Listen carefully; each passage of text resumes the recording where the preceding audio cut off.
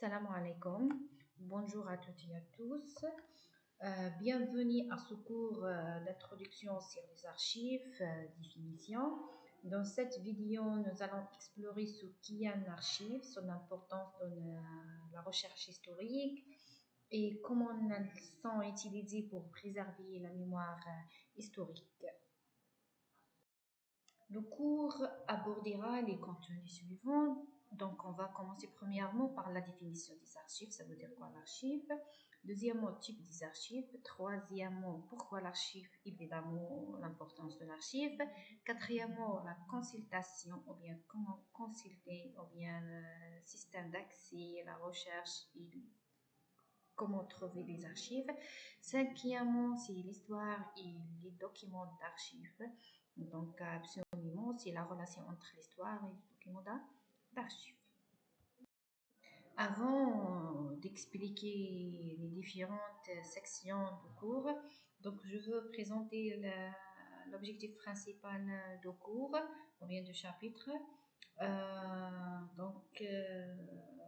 travers ce cours, l'étudiant sera capable de comprendre les principes fondamentaux des archives, bien sûr la définition, bien définition qu'est un archive et son importance de la préservation de l'histoire, et aussi comprendre les enjeux éthiques et juridiques liés à l'accès et l'utilisation des documents d'archives. Donc, évidemment, comme on va voir, on va commencer par la définition des archives. Donc, ça veut dire quoi les archives? Ça veut dire quoi les archives? Qu'est-ce que c'est une archive? Donc, à travers le dictionnaire Larousse définit les archives comme suit.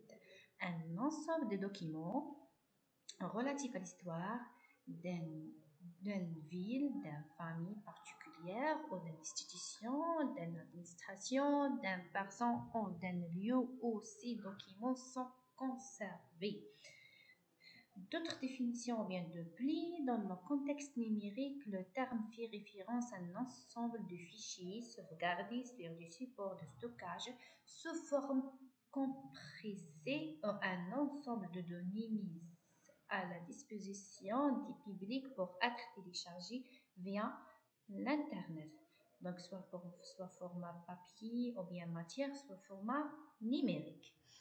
Selon la loi algérienne, les archives sont définies.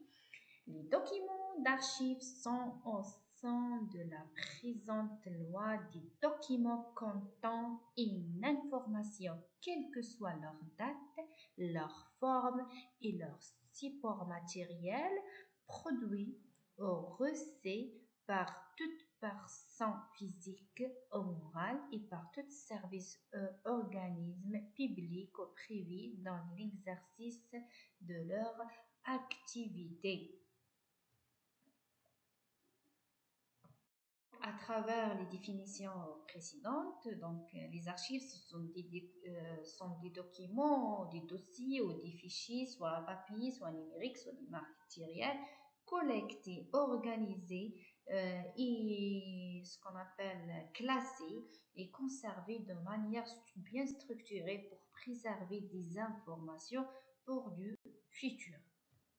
Ou bien un autre domaine pour par exemple la recherche historique, ou bien pour justifier, ou bien afin de faire la documentation historique. Avant d'expliquer les différents types d'archives, ou bien les trois types d'archives classés à travers le cycle de vie des documents. Donc, évidemment, il existe plusieurs types d'archives. Par exemple, à travers la méthodologie historique, dans la liste bibliographique, donc on va classer les sources premièrement par les archives non classées et après l'archive classée.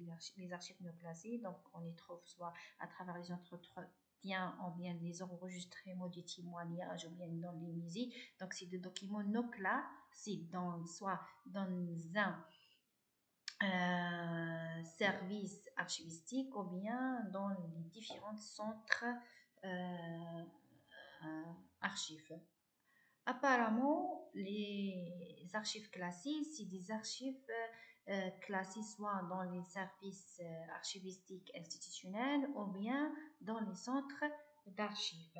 Par exemple, comme les archives publiques qui contiennent des documents administratifs, aussi des archives privées, souvent liées à des familles ou des organisations, et les archives numériques représentent une partie de notre société de plus en plus dématérialisée. Donc le mot dématérialisé ou bien la dématérialisation, on va comprendre ça veut dire quoi le mot à partir des séances prochaines dans un cours intitulé l'archive numérique. Concernant les types des archives à travers le cycle de vie de documents, on va commencer premièrement dans les différentes institutions, ou bien dans une famille, ou bien privée, etc., par la création des documents, après la validation des documents, après la clôture de dossier. Donc jusqu'à ce point, il s'appelle les archives courantes. Après la clôture de dossier jusqu'à l'expédition de l'UDIA, c'est des archives intermédiaires, donc ça dépend le besoin. Après, ou bien entre l'expédition de l'UDIA et la conservation définitive de documents, ou bien jusqu'à nos jours, c'est des archives définitives.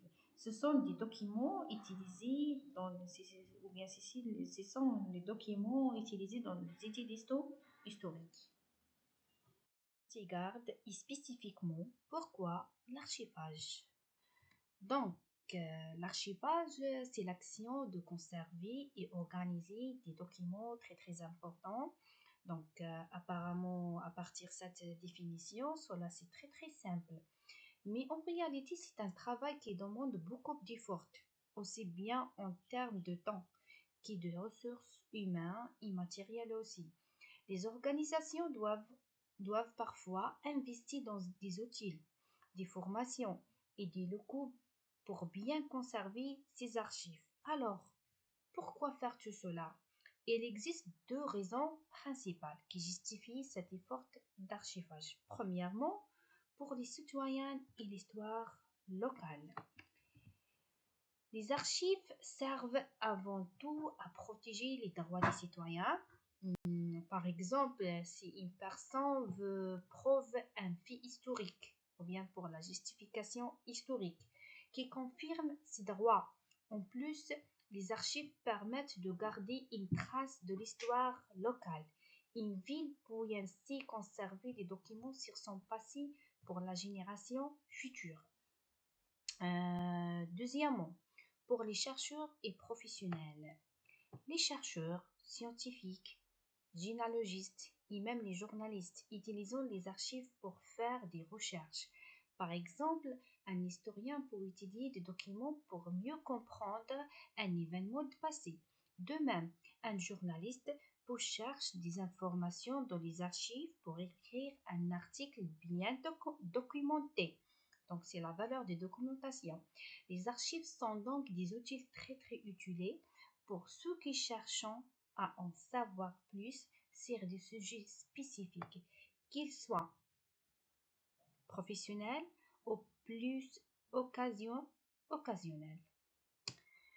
À ce point, brièvement ou bien en résumé, l'archivage permet de conserver des informations essentielles, très très importantes pour les citoyens, les chercheurs, plus que les historiens et aussi les institutions. Même si cela demande un investissement, c'est un moyen de préserver notre passé, protéger nos droits et soutenir à la recherche, surtout notre recherche historique. Qu'on va voir quatrièmement la consultation. Donc, les documents d'archives ne sont pas toujours consultables pour tout le monde. Là, en cours, il faut distinguer archives publiques et archives privées. Donc, selon l'article 9 de la loi numéro 88-09 du 26 janvier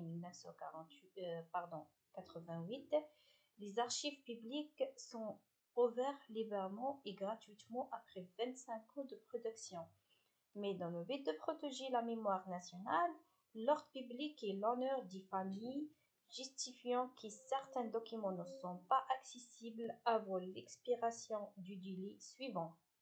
S'entend à compte de la naissance pour les dossiers des personnes. 60 ans pour les documents comportant des renseignements individuels ou bien privés d'ordre médical. 50 ans après la clôture du dossier pour les affaires juridictionnelles en intéressant la sécurité de l'État ou la défense nationale. Finalement, l'histoire et les documents d'archives, ou bien la relation entre l'histoire et les documents d'archives. Donc, c'est ça le plus important dans son autre cours. L'histoire se construire, bien sûr, à partir des documents d'archives, surtout la période contemporaine, qui sont des témoignages importants des actions et pensées des personnes du passé. Cependant, peu de ces actions laissent des traces durables et ces traces peuvent facilement disparaître, par exemple à cause d'un accident ou d'un événement imprévu. Et ainsi, tout ce qui n'est pas laissé des traces visibles, qu'elles soient directes ou indirectes, ils se vont oublier. Évidemment, en l'absence de documents, il est impossible de connaître l'histoire de certaines périodes car les documents sont essentiels pour reconstruire les événements passés. Comme l'ont dit Sinobo et Langlois, sans document, il n'y a pas d'histoire, il n'y a pas d'histoire ou bien il n'y a pas des études historiques. Bien sûr, ou bien que ce lien entre l'histoire et archives ou bien et documents d'archives semble évident aujourd'hui et il est relativement récent. En effet, avec l'évolution récente dans les domaines de l'histoire et de l'archivistique ou bien domaine de la conservation des archives, les archives sont devenues essentiellement dans l'écriture de l'histoire. Euh, Finalement, en résumé par les documents des archives sont la base de toutes les études historiques et sans nous, l'histoire serait incomplète, voire inaccessible. Donc, merci.